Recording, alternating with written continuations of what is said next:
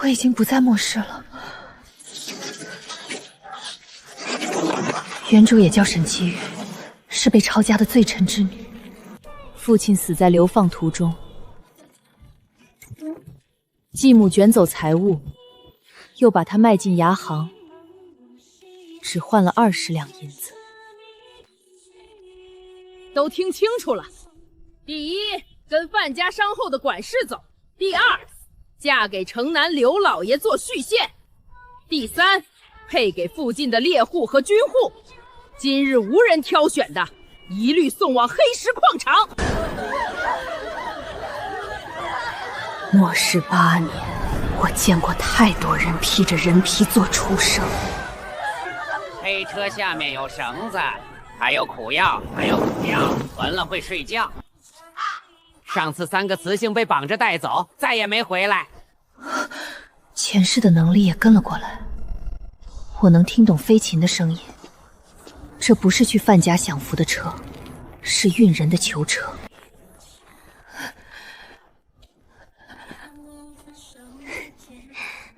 姐姐怎么不选？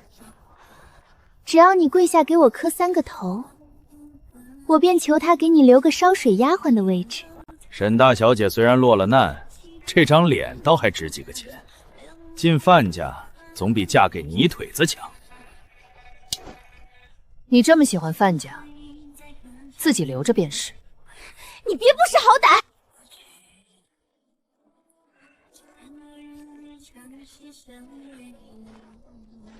这个两脚兽把食物给我了，可他肚子叫了一路。那是雪岭村的裴征，家里有病弱老娘、瘸腿妹妹，还有一个半大小子。他靠打猎过活，赶上封山，一家人连口粮都难保。我叫裴征，我家没有砖房，也没有存粮，屋顶漏风，离镇上还有30里山路。你若跟我回去，日子会很苦，但我不会打你，也不会把你卖掉。只要我还有一口吃的，就会分你一半。一句不掺假的实话，比10句漂亮承诺更珍贵。我选裴征。姐姐，他连自己一家都养不活，你跟他回去是等着被冻死还是饿死？我宁愿跟一个肯说实话的穷人，也不进吃人的富贵窝。沈姑娘，说话可要讲证据。是不是吃人的窝，你自己清楚。既然选好了，就赶紧按手印儿。从这一刻起，我不再是等待被发卖的罪籍女子，我是裴征的妻子。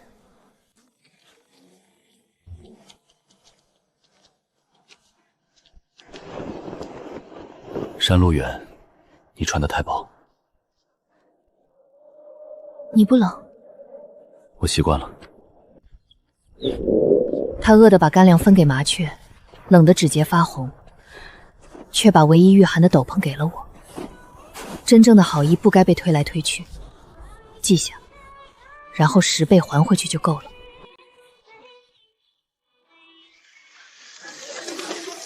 快躲！很大的白凤要来了！日落之后，王子回家走。3日之后会有一场暴风雪，而且比眼前这场雪严重得多。北坡下面有吃的，藏在石头后面。可是里面有个两脚兽。它不动了，又还在喘气。怎么了？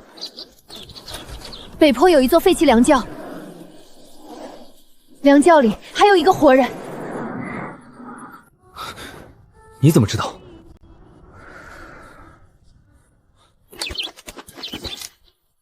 刚才路过时，我听见那边有动静。天快黑了，雪也会越下越大。先送你回家，明早我过去看看。先回去，但不是等明早。3次日落之后，房子会被压倒。好，先回家拿绳子和火把。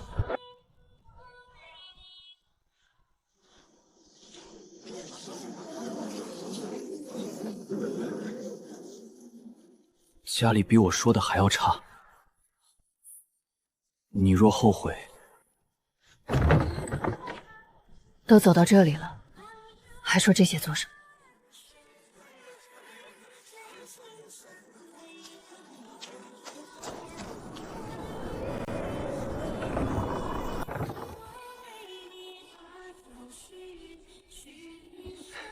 娘，我把媳妇儿带回来了。快进屋，外头这么冷，冻坏了可怎么好？我是裴征他娘，这是他妹妹裴宁，那个小的是裴川。嫂嫂，嫂嫂一路辛苦了。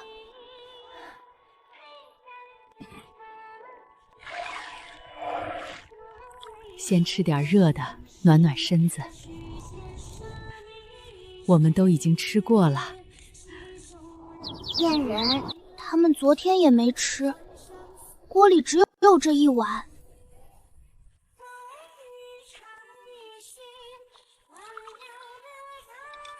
这怎么行？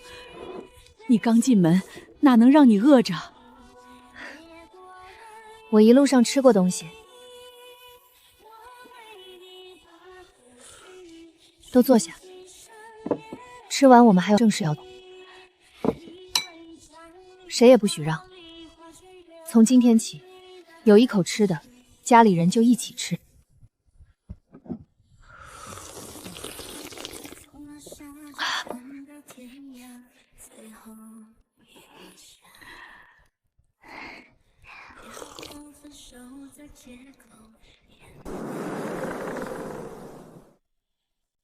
3日后会有一场大暴风雪，这场雪会比现在大得多，很多房屋都撑不住。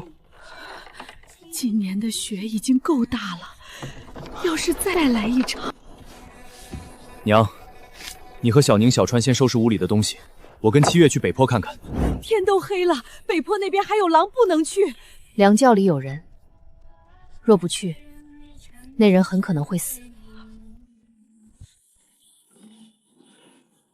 那你们小心，救不了也别逞强，活着回来最重要。跟紧我。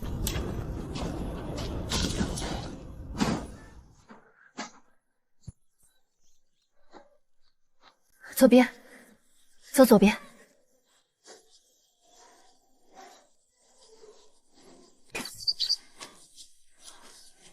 石头后面，石头后面。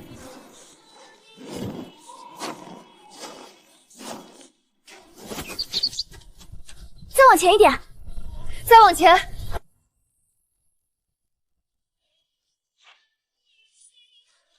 就是这里。在这里。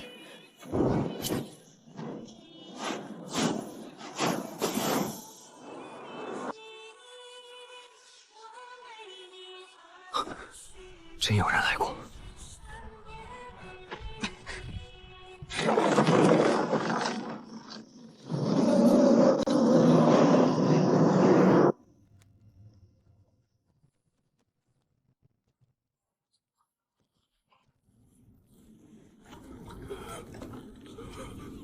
救命！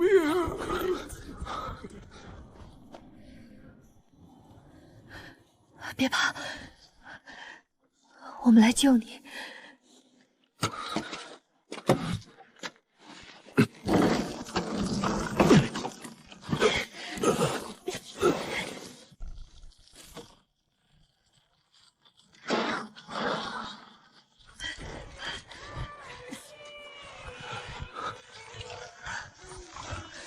这里不能久留，必须马上带他下山。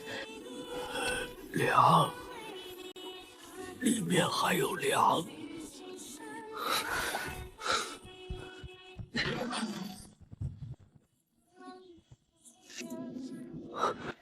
这是旧菌粮草，别的都坏了，这些是我重新封过的。你们救了我，拿去吧。这些粮食是谁的？早就废弃了，10年向边军改了粮道，这里便没人管了。我本是异族，知道这个地方。前几日进山找人，没想到踩塌了木梁，为何不全拿走？我们只拿该女的。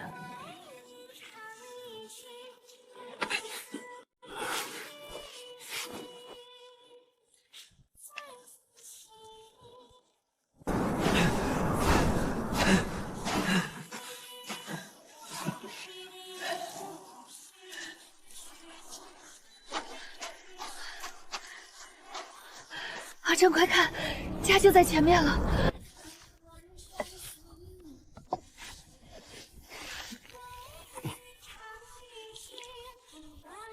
我姓曹，叫曹顺。从前在北境驿站当驿卒，我不是为了粮食进山，我是为了找我儿子。他失踪2年了。姑娘，你们在梁教附近有没有看见穿官靴的人？没有。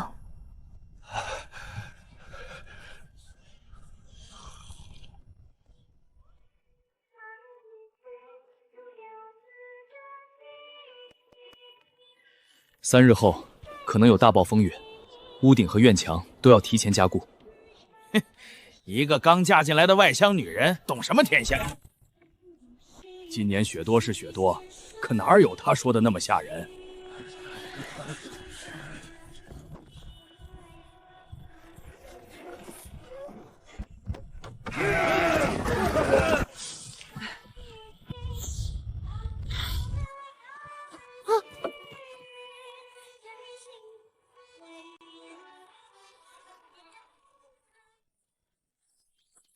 风变了，山里面的鸟都在躲。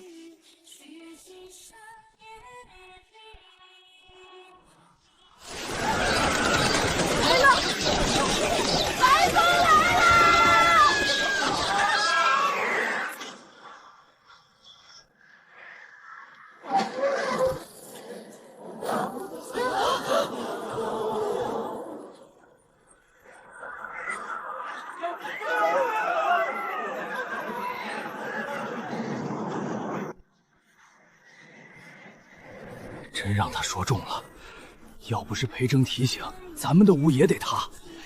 他莫不是会观天象？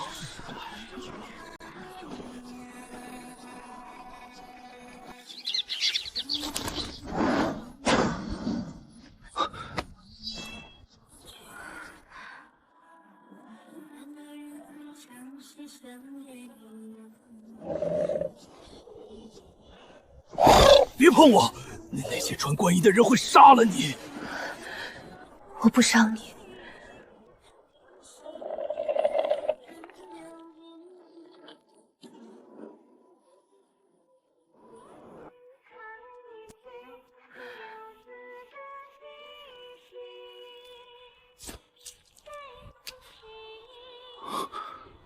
这是边军斥候才用的3棱剑。是谁射伤你的？雪山里面，穿官衣的梁教授在找一座暖和的山谷。他们已经杀了3个挖草根的人。谷里有药。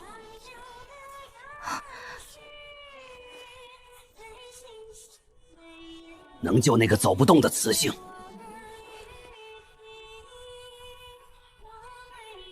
可那些人已经进山了，他们手里有弓，也有刀。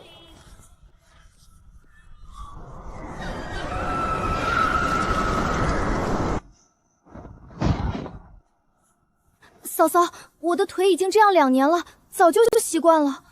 山里那么危险，你们不能为了我去冒险。谁说我们要去送死？山是他们的地盘，那些人带着弓刀进去，也未必占得到便宜。3棱剑确实出自边军，但然剑尾没有军中制印印，有人偷了军中吃时间，或者故意放纵。我陪你去。老大，风雪才刚停，山路还没稳。娘，药谷里的人已经杀了3个采药人，若不查清楚，他们迟早会摸到村子附近。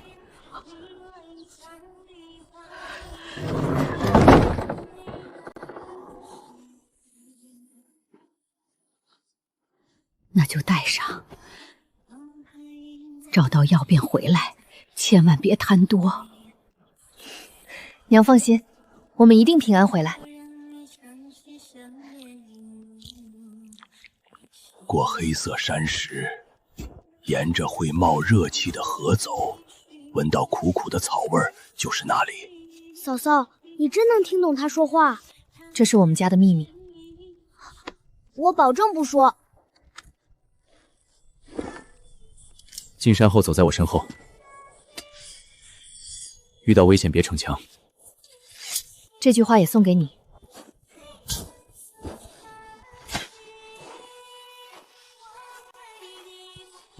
左边不能走，下面是空的。别往前走。狼群跟过他们，那些两脚兽用火赶走了狼，还在树下撒了臭东西。驱兽粉，军中斥候进深山时会带上一些。我以前在边军做过斥候，对这种东西很熟悉。看来那群人里至少有一个熟悉军营。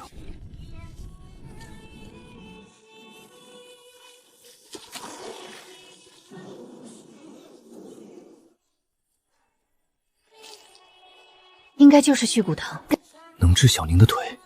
他的骨头已经长歪了，单靠药不够，回去后还要重新正骨，再用药汤浸泡，过程会很疼，但他有重新站起来的机会。只要能治好他，再疼也值得。够了，够我们换1笔银子，剩下的要留种。今天全部挖走，往后便什么都没有了。听你的。有人来了，2个雄性，身上有血腥味儿。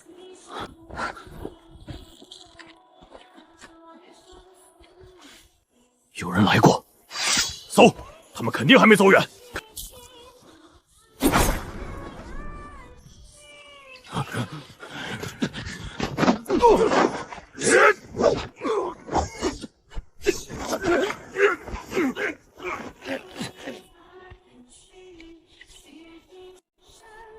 你们是范庆昌的人？什么范家？我们只是进山采药的猎户。猎户不认识续骨藤，也不会带军中的驱兽粉，更不会随身带着范家商号的腰牌。带回去交给官府。现在证据不够，范家完全可以说腰牌是他们偷的。先把人带到村里看住，再想办法查清楚。这是怎么回事？我在药谷发现了这个，他们的目标是雪岭村。小川，快去请村长！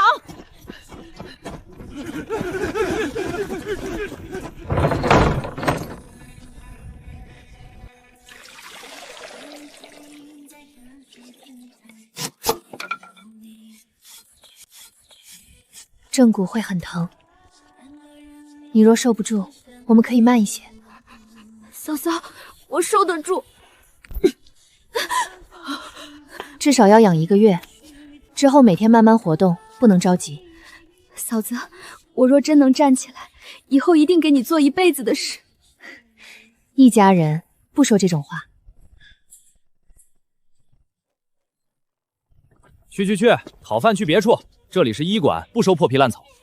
寒野草生于阴湿暖骨，可止血消肿，叶片背面有银纹，年份超过5年后，药性最强。雪参、续骨藤，还有这么多上等寒叶草。小娘子，这些药从哪里得来的？掌柜只需验药，不必问出处。这些药我全要了。60两，我打10年猎，也未必能攒下这么多。买粮、棉花和修屋顶的木料。这些药是你找到的，银子归你。我已经嫁进裴家，修的是我们家的屋，买的是我们一家人的粮。好，但剩下的银子你自己收着。往后家里挣的钱，也都由你管。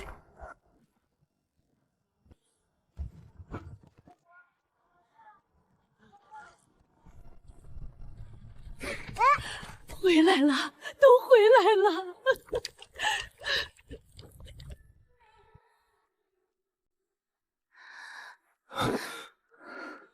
裴川，七月，你是裴家的救命恩人。药谷不能滥采，只能分批取用，还要留下种子。村里的妇人会晒药，也会缝制皮衣。只要打通城里的销路，雪岭村便不必再靠天吃饭。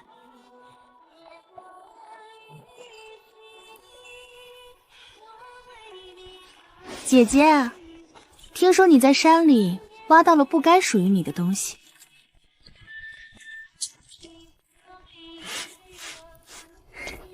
姐姐，你嫁到这种地方，怎么也不派人告诉我一声？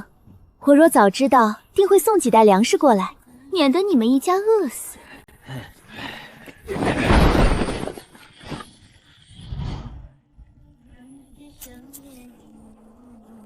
这就是你送来的粮食。姐姐可别嫌弃，虽然不是上等精粮，却也比你们平日吃的草根、树皮强。我们家再穷，也不吃别人扔在地上的东西。我好心送粮，你们还不领情？好心？拿发霉的陈粮上门羞辱人，也叫好心？沈姑娘，你父亲在世时好歹也是朝廷命官，如今落到这般境地，脾气倒还是不小。听说你在雪岭里发现了一处药谷。雪岭是官山，山里的东西自然也归官府所有。你一个罪臣之女私自采药贩卖，若真追究起来，可是重罪。范老爷什么时候能代表官府了？我不能代表官府，却能给你一条活路，把药谷的位置交出来，再将你抓住的那2个伙计放了。我可以不追究你偷拿范家腰牌、污蔑范家商号的事。那2个人带着刀闯进雪里，又跟踪我媳妇儿。他们已经被村长看管，等官府来人处置。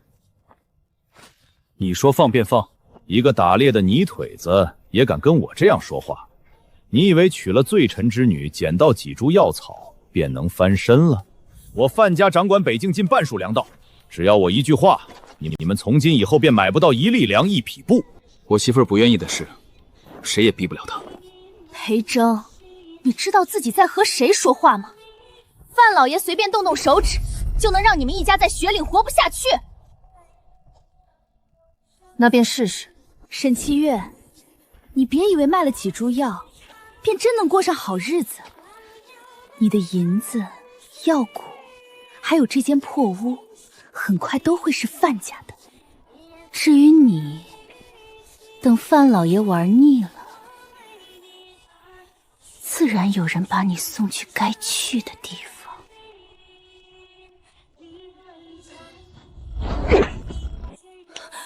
你敢打我！嘴不干净就该打。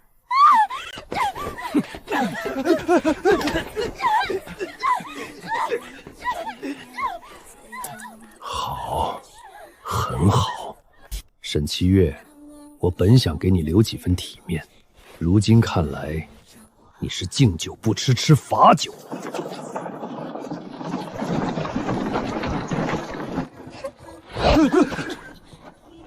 姐姐看见了吗？这才是范家的生意。这些粮食是要送往边军大营的，光这一支车队就抵得上你那几株破药草的100倍。臭！下面的粮食是苦的，袋子里面有绿毛，还有死掉的老鼠。小川，去给客人倒碗水。去，别碰坏了军粮。都是坏的，只有上面一点能吃，下面黑黑的，还结成了块儿。这些是送往哪座军营的粮？与你何干？军粮有专人验收，轮不到你一个妇人过问。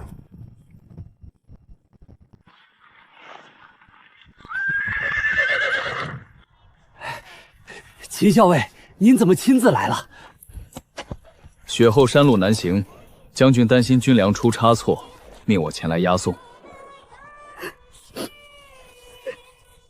这里出了什么事？没什么，不过是我家中小妾想探望姐姐，谁知这位沈姑娘蛮横无理，还扣押了我范家的2个伙计。秦校尉来得正好，还请替范某主持公道。扣押伙计？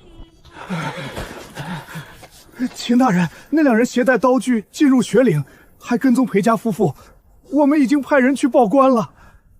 范老爷的人为何私自进入雪岭？不过是进山采药。山大路多，遇见裴家夫妇也是巧合。是不是巧合，查过才知道。不过眼下还有一件更重要的事，这批军粮不能送进军营。沈七月，你少在这里胡说八道！为何不能？粮食有问题，上层铺的是新粮，下面装的却是霉粮。你连粮袋都没打开，便敢说里面是霉粮？为了报复范家，他竟连军粮都敢污蔑！秦大人，我姐姐受了刺激，早已神志不清，她就是嫉妒范老爷富贵，故意胡说。你干什么？让他验。秦校尉，军粮封袋都有规矩，若随意割开，若粮食没有问题，损失由我承担。若有问题呢？若有问题，便按军法查办。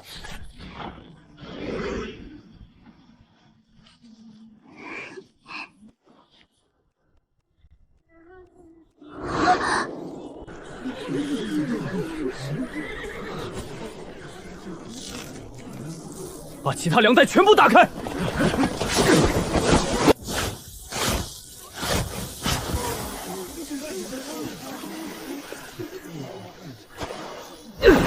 边军在前线拿命守城，你们便给他们吃这种东西？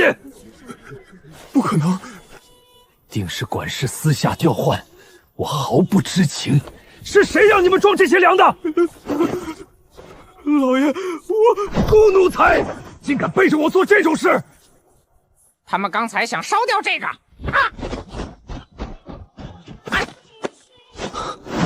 把东西还给我！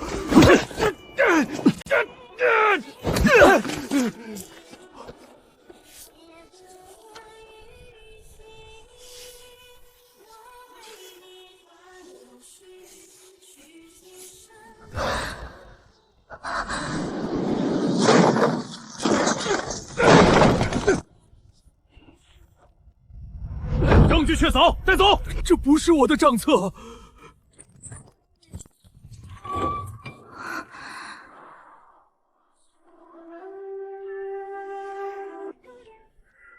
秦大人，这不是普通记账符号。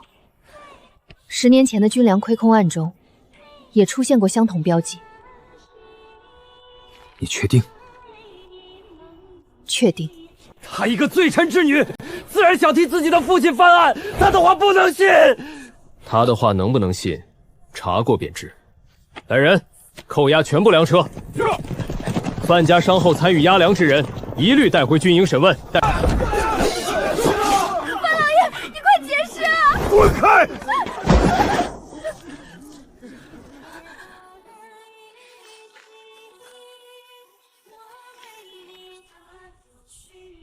揭发毒粮有功，这是军营赏下的20两银子。至于旧军粮案，我会禀明韩将军重新调查。多谢秦校尉。沈七月，你不会每次都这么走运，你也不会每次都有人替你顶罪。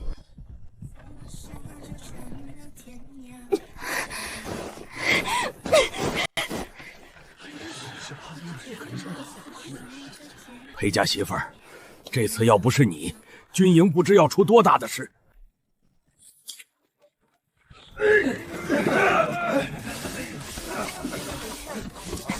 轻点放，别磕着了。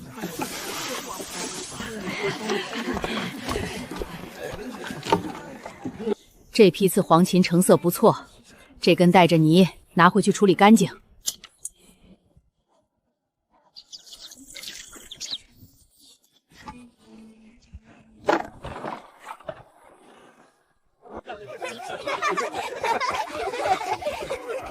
范庆昌说我靠女人养活，你不生气？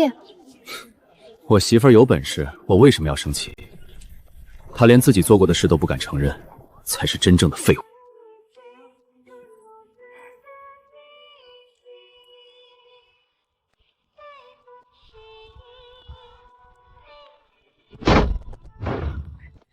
这穿红衣的雌性给了3个人一袋亮亮的东西，他们带着长刀沿山路来了，很快就会到村子。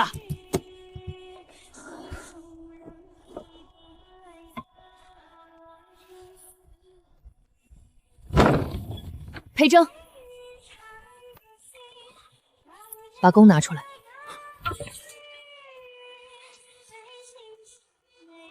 今晚有客人。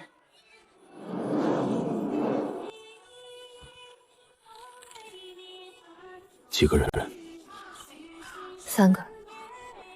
乌鸦只看见了领头的，后面还有没有人？不确定。那便按10个人准备。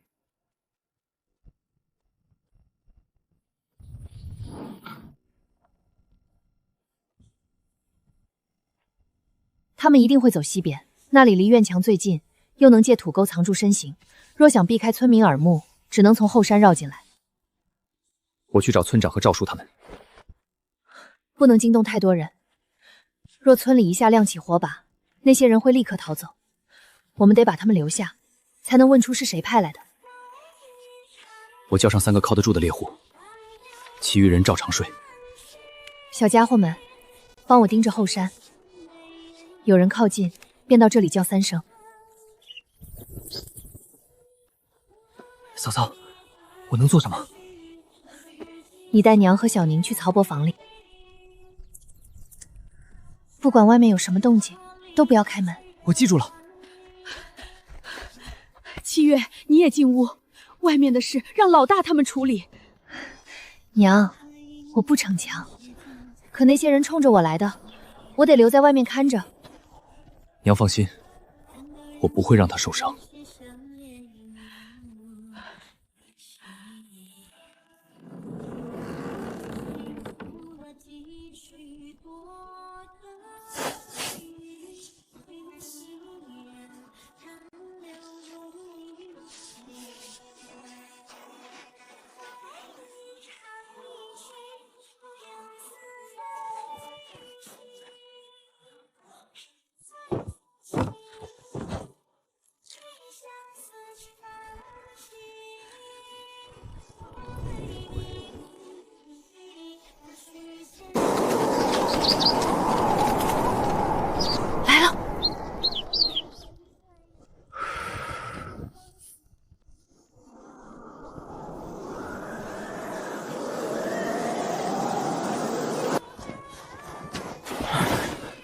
那女人手里有银子，也有药谷的地图。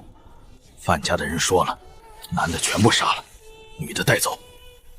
动作快些，别惊动村里。不是说给50两吗？抓到人，自然有人付钱。那女子模样周正，转手发卖，还能再赚一笔。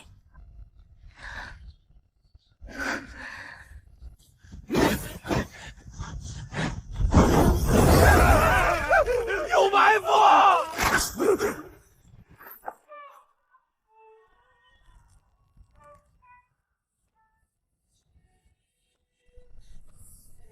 再动一步，下一剑穿喉。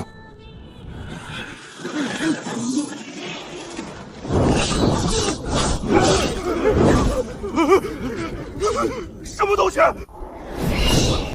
我的眼睛！别乱挥刀！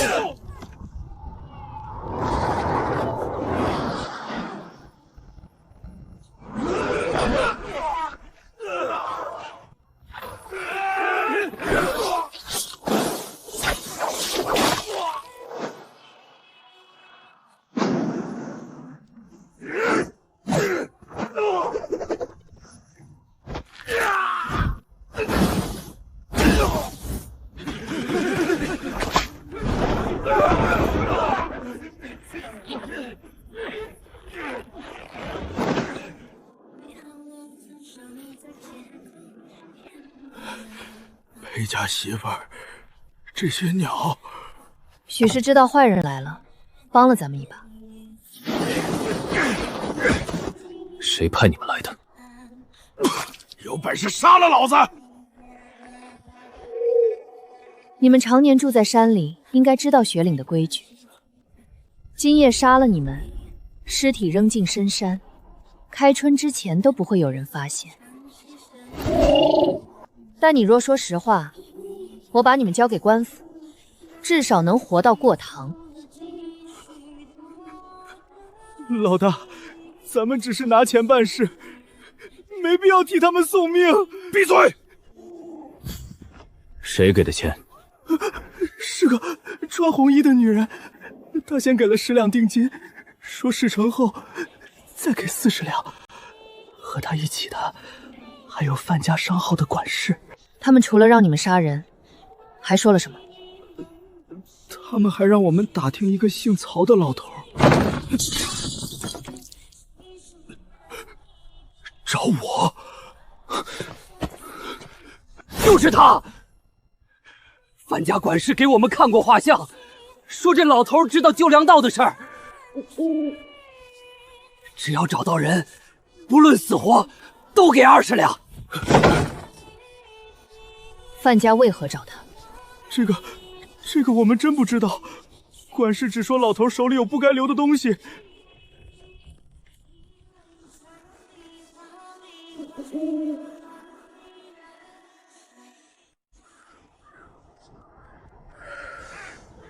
跟在他们上方，沿途若有人拦截，立刻回来报信。我会尽快回来。路上小心。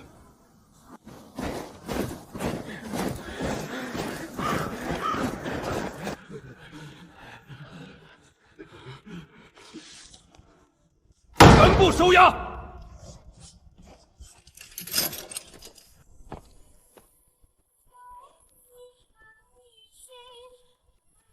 我从未见过什么山匪，我只是范老爷的小妾，商号的事从不过问。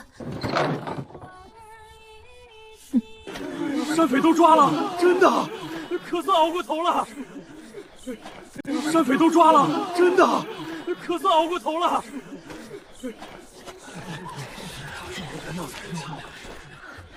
这味药的晾晒火候还差些，再晾3日。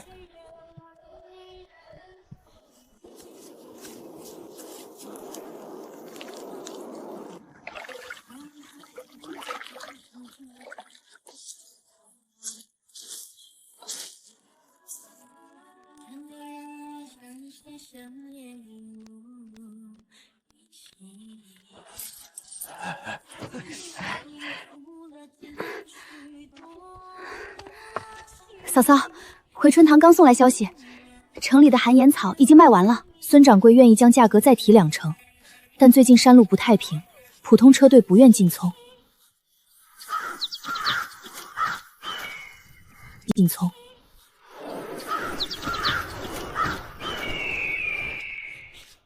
既然外面的商队不敢进来，我们便自己建一支。咱们自己运货？对，药材、皮货、药包、暖棚里种出的菜，都可以运出去卖。回城再把粮食、棉布和盐带回来。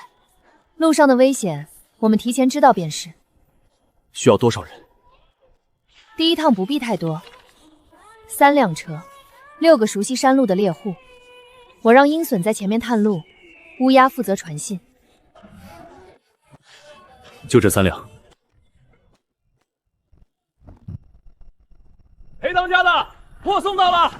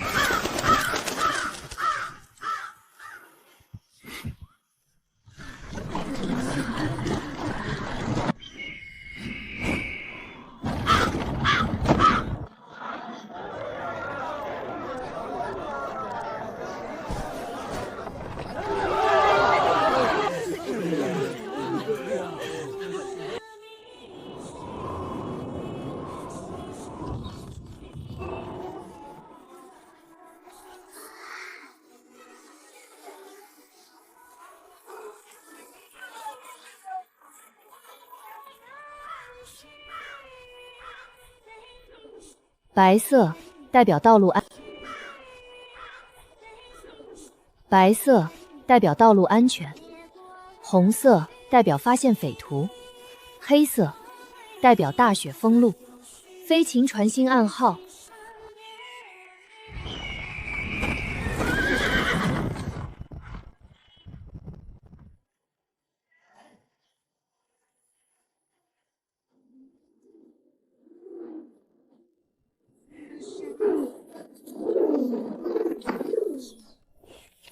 回春堂的药材已经收到了。从城里到这里，快马需要2个时辰，信鸽只用了半个时辰。若是从边境哨所传信到军营呢？视距离和天气而定。驯养成熟后，最快可以比骑兵早1个时辰。试一次，试一次。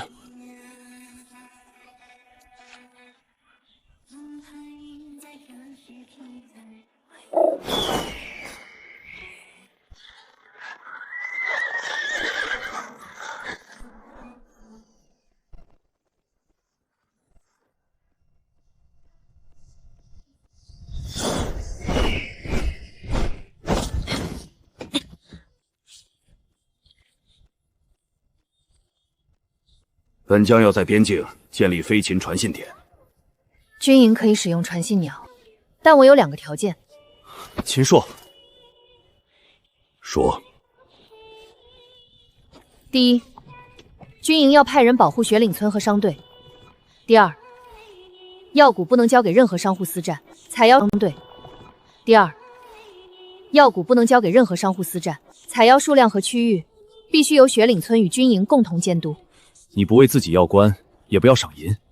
没有安全，银子守不住。药谷若被挖空，明年便什么都没有了。哼，好，本将答应你。从今日起，雪岭村列入边军巡防路线，谁敢劫你们的商队，便是与边军作对。至于药谷，由军营派人立碑保护，任何人不得私自进入。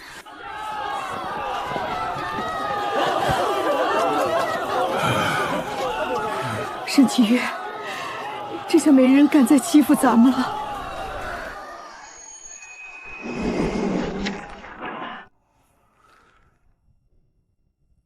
军营想让我回去，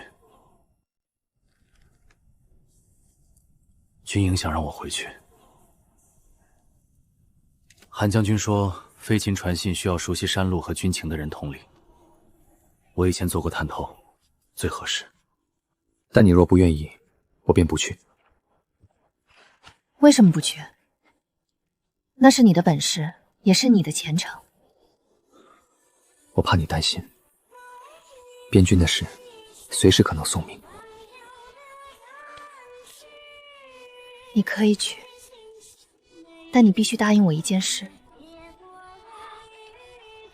什么？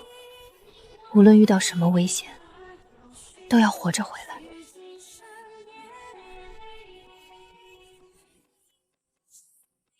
好，我答应你。好，我答应你。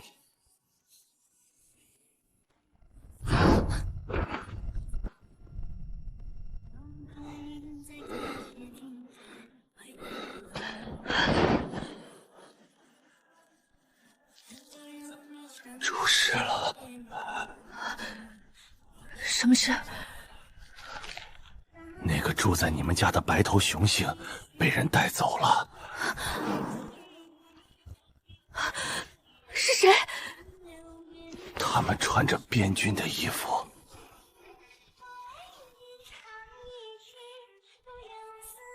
还带着军营的令牌。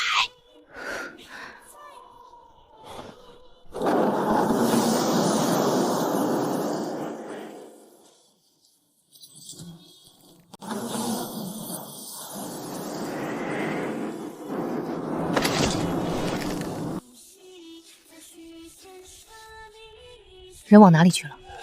北边有5个雄性，白头雄性被捆在马上。我去通知韩将军。来不及，他们敢冒充边军，军营里很可能有内应。现在调兵，只会让他们提前杀人灭口。我去找秦朔，只找他一个。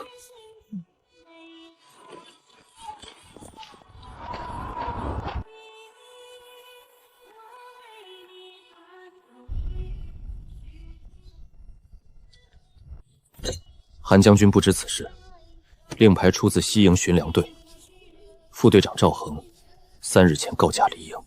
那里路最短，找到痕迹便能追上。沿北边山路找人，找到后不要靠近，只记住方向。能追上。沿北边山路找人，找到后不要靠近，只记住方向。我也去，看见弓箭便飞高。一定要把曹伯带回来，也要把自己带回来。雪岭是我们的地方，他们敢进来，就未必出得去。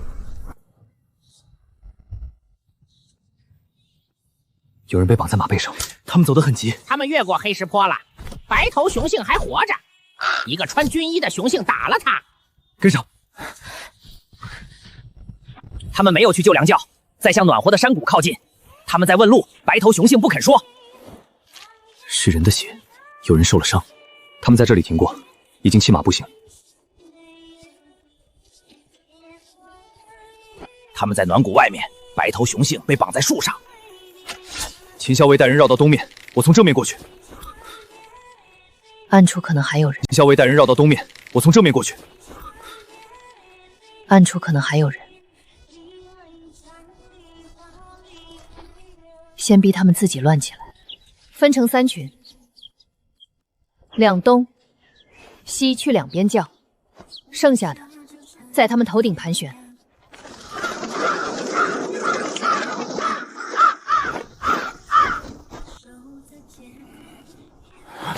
有人追来了，东边也有动静，不是说只有裴家人知道吗？都闭嘴，只是一群鸟。军中追兵，杀了老头，立刻撤。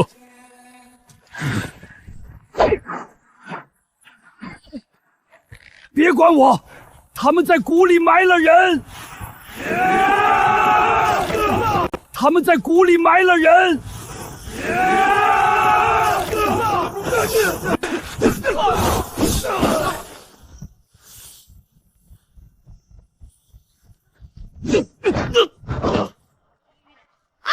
小心袖子！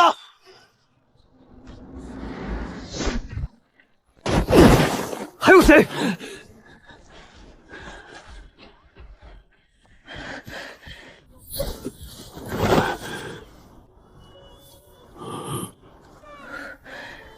他们为何一定要抓你？这是军粮司的假印模。10年前，范庆昌用伪造军粮文书，把没粮继承新粮，把亏空全推给沈大人。你亲眼看见了？当年我负责救粮到驿站，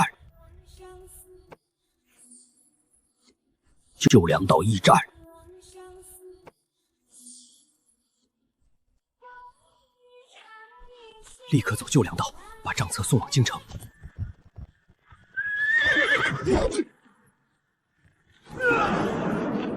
消息泄露了，我在半路被追杀，账册也被抢走，沈大人被定罪，我儿子也在2年后失踪。我这些年不断进山找他，其实我清楚，他多半已经被范家灭口了。这份债，我会替你，也替我父亲讨回来。冒充军士绑架证人，再加通敌嫌疑，回营后，你会知道军法是什么滋味。是范庆昌命我抓曹顺，还要你做什么？找到药谷，药谷附近连着一条废弃救粮道。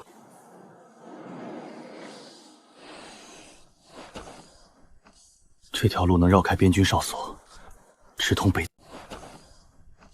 这条路能绕开边军哨所，直通北境滨河。这已经不是贪墨军粮，是通敌。穿红衣的雌性去见了长胡子、缺左耳、满身洋味的雄性。这是北戎商队的特征。城中昨日刚到一支皮货队。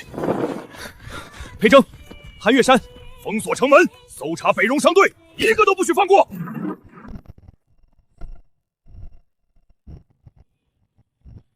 他们要去暖和的山谷。他们想进雪岭，便让他们进；封住这里，他们便无处可逃。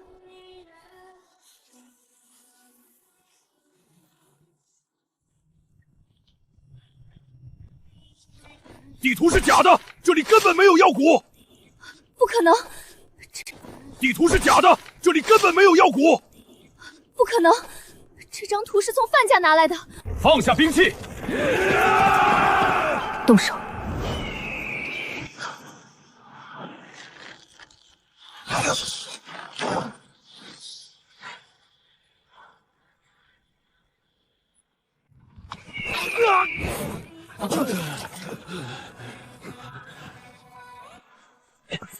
沈齐月，是你害我！你明知道地图是假的。我没让你偷地图，更没让你把大昭山路交给北荣。查封范家全部产业。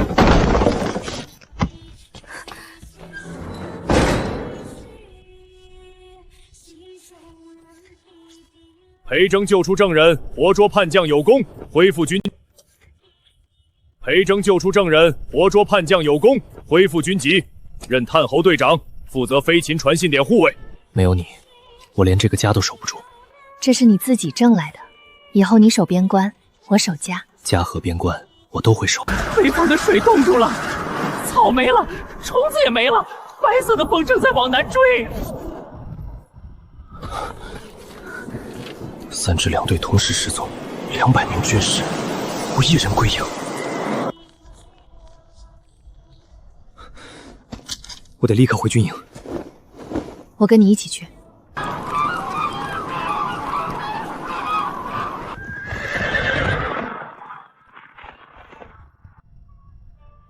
3支2队在同一天失去消息，军粮足够10万军民支撑1个月。一天失去消息，军粮足够10万军民支撑1个月。若找不回来，不出10日，城中必乱。白风来了，水会越来越大，水会越来越大，北边已经没有能吃的东西了。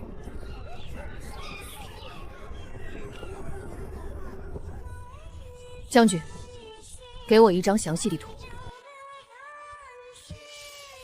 我要确认2队是被雪困住，还是遭到袭击。给我半日。外面风雪太大，普通飞鸟根本飞不出去。普通的不能，雪鸠和杜鸠可以。你们飞得最低，寻找车轮、马蹄和人的痕迹。你们查看尸体和散落粮食。你们飞在高处，确认大队人马的位置，不要落地。看见黑烟和弓箭，立刻回来，确认大队人马的位置，不要落地。看见黑烟和弓箭，立刻回来。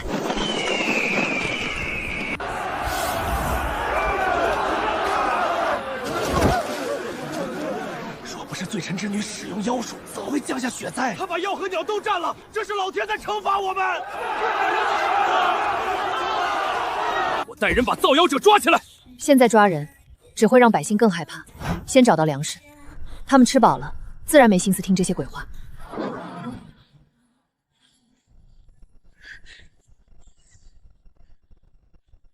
东边很多车被白色石头埋住了。第1支2队遭遇了雪崩，白色树很多的地方，地上有血，穿皮甲的两脚兽拖走了粮车。第2支2队遭到敌人袭击，甲的两脚兽拖走了粮车。第2支2队遭到敌人袭击。北戎人，7月，先休息。不行，第3支2队还没有下落。修路，穿军衣的雄性带他们走错了，车掉进了很深的沟里。第3支2队被内信带去了断魂沟。又是范庆阳的人。第1支被雪埋住，军士应该还有活口。第2支遭北戎袭击，敌人正在向北撤。第3支翻入深沟，需要绳索和木架。秦朔率人前往雪崖救援，率骑兵追击白桦谷北戎小队，粮食和人都要带回来。戎小队，粮食和人都要带回来。末将请命，带探骑去断魂沟。那里的路随时会塌。我知道，除了我，军中没人更熟悉那条路。记得你答应过我的话，活着回来。你也一样，别把自己逼到撑不住。咱们家留多少？留下足够老人孩子吃半个月的，其余全部运进城。听你的。别怕，很快就暖和了。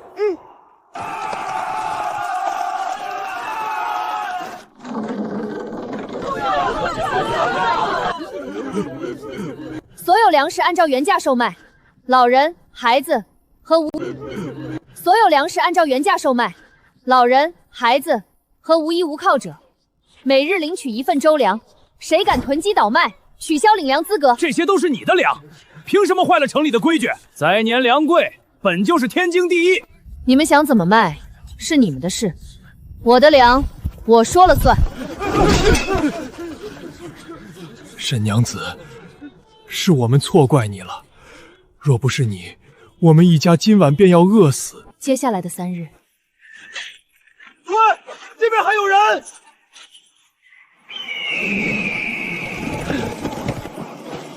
东3里，西6里，立刻派人。血腥异常。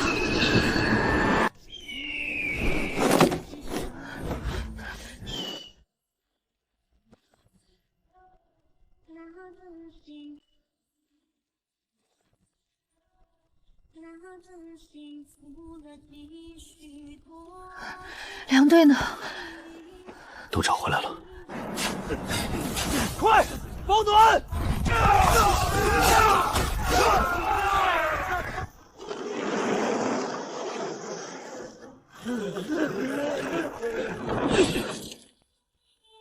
悬崖下救出87人，白桦谷北戎小队被全歼，粮车夺回大半。断魂沟里的军士也活下来了。你受伤了？只是被石头擦了一下。裴正，你答应过我什么？我答应活着回来。我回来了。我回来了。我害怕了，我怕那些鸟带回你的死讯。以前我想活着，是因为娘和弟妹需要我。现在我要活着陪你走完这一生。北边有很多骑马的雄性，沈其言，他们带着黑烟，黑烟很臭，鸟靠近就会掉下去。带路的是穿紫色皮的肥雄性。范庆行。边境烽火已断，北戎骑兵正在趁暴雪南下，人数至少5万。我去召集斥候。他们已经越过冰河，天亮之前就会到城下。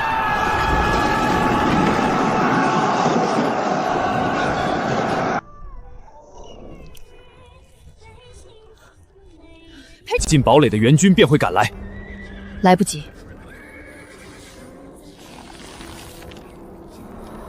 北戎知道粮队刚出事，也知道城中遭遇雪灾。范庆昌熟悉粮道和守军情况，他不会让北戎慢慢攻城。他们会走旧驿道，绕过北面的烽火堡。旧驿路能直接通往落英谷，骑兵穿过山谷，天亮前便能到城下。可有办法拦住他们？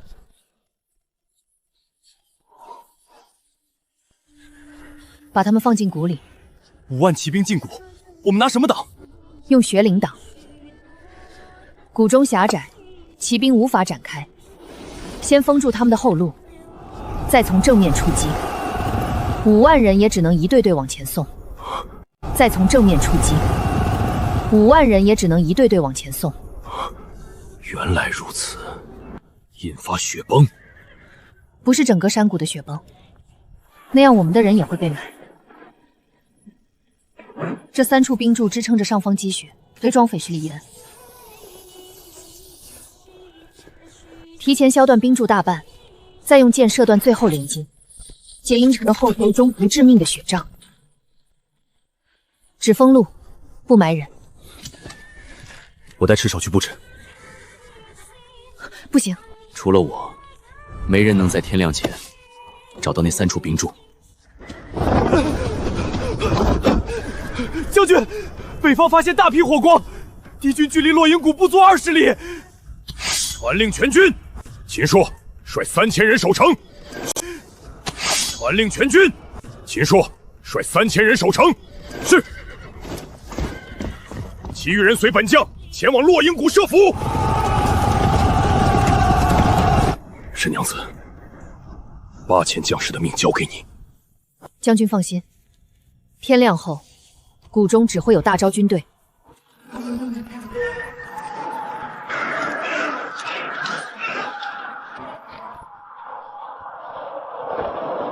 黑烟有毒，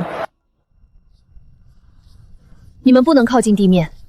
雪雀负责观察谷口，雪雁负责寻找敌军后队，渡鸦留在黑烟外传递消息。鹰隼飞到最高处，指盯范庆明。那个穿紫色皮衣的肥雄星，就是他。他要是逃，立刻告诉我。就是他。他要是逃，立刻告诉我。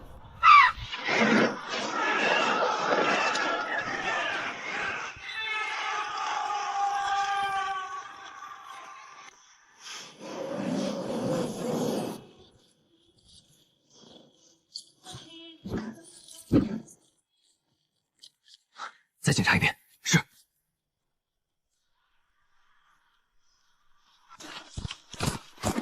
快，再跑2炮！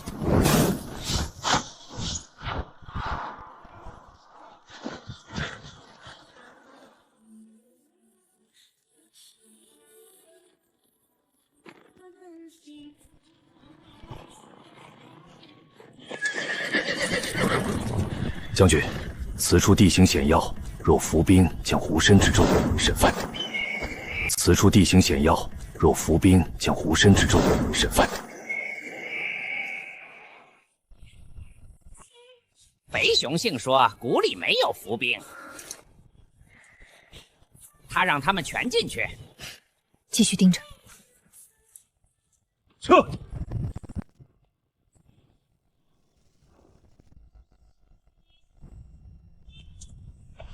什么飞禽传信，不过如此。妖女没了鸟，就是普通妇人。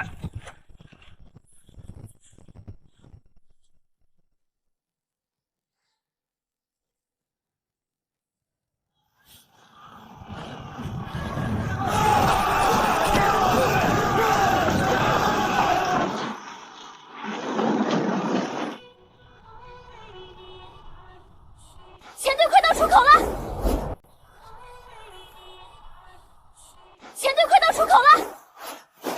中间还有很多。最后的骑兵开始进谷。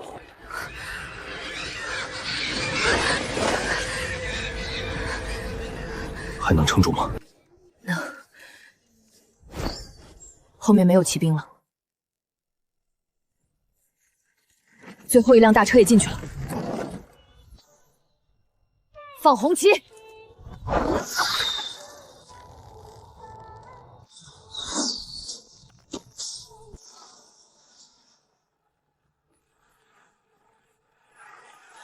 前方退路被封了！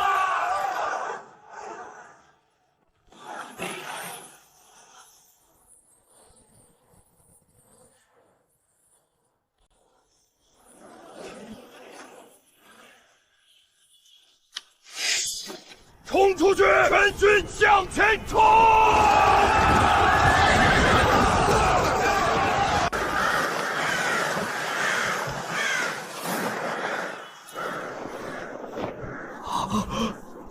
援军，附近堡垒的援军到了！将士们，北戎趁我百姓受灾，妄图踏破边城，大招北境，不是谁都能来的地方。杀！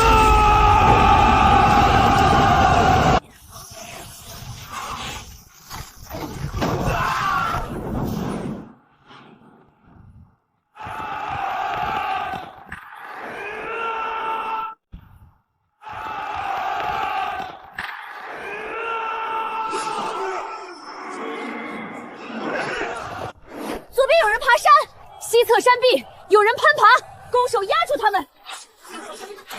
攻手压住他们！穿紫衣的肥雄性往后跑了，狼皮雄性要杀他！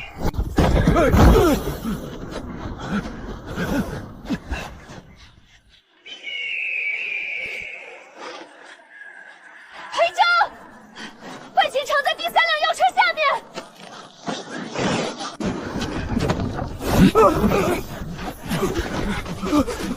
放过我！我有银子，银子全藏在北戎，我分你一半。这些话留着向阵亡的战士说。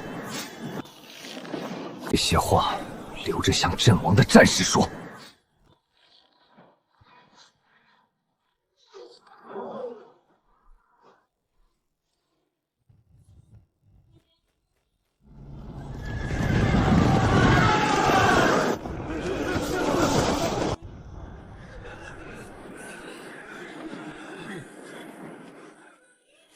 沈娘子，今日若无你，北境必失。谢沈娘子救命之恩。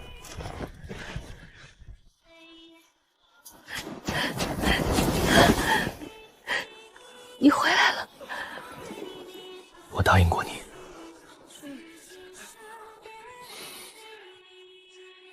以后每一次我都会回来。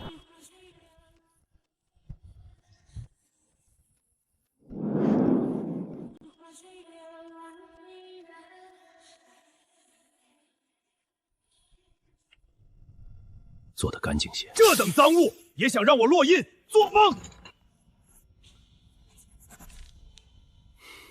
是我用陈化良米顶替了军粮，我买通了官吏，伪造了印证和账册，把所有亏空都转嫁到了沈家头上。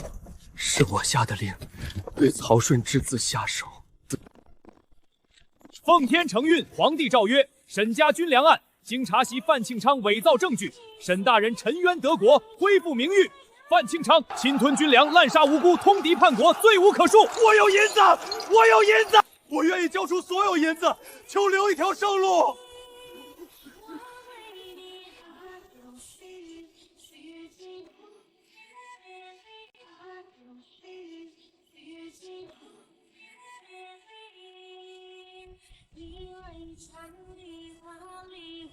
姐姐，我知道错了，范倾城骗了我，我只是想过好日子，我从没想过真的害你。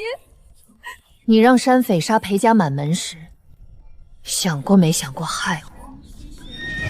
你把旧粮道交给北戎时，想过没想过城中百姓会死？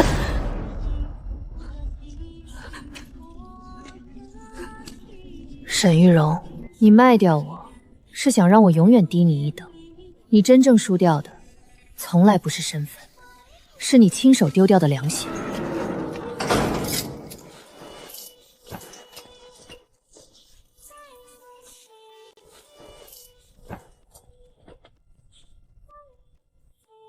裴征因救粮破敌与活捉叛军，功绩卓著，封为镇北将军。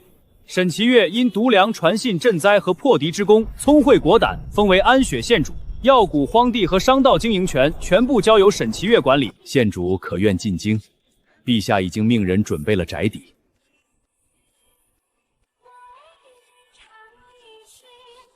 劳烦大人替我谢过陛下。但北境需要药材和粮仓，也需要重建被雪灾毁掉的村庄。我想留下。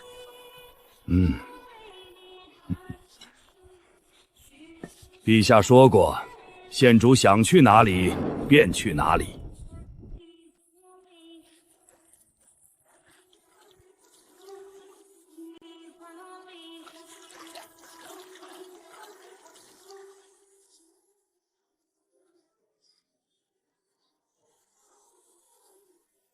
张嫂，这批草药晒得差不多了。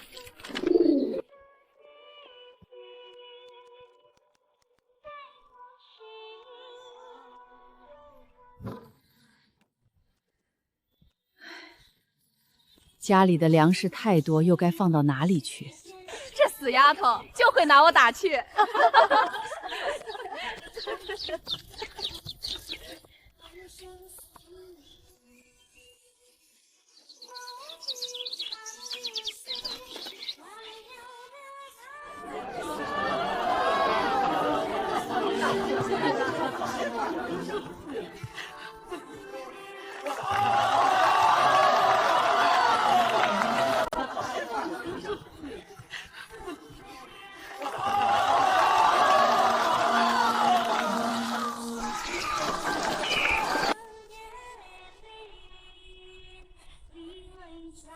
当初牙营那么多人，你为什么偏偏选了我？因为乌鸦告诉我，饭泉车里藏着麻绳和蒙弹药。我不是问你为什么不选他，我是问你为什么选我。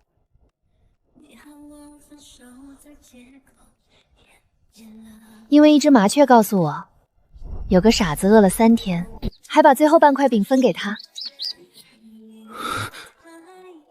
你以为无人看见的善意，早就替你选好了后半生。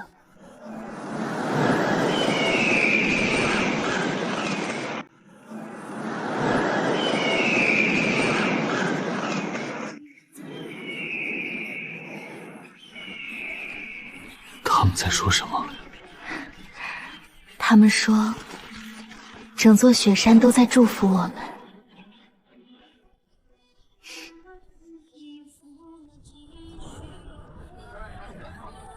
你看，这就是我们要守护的人间。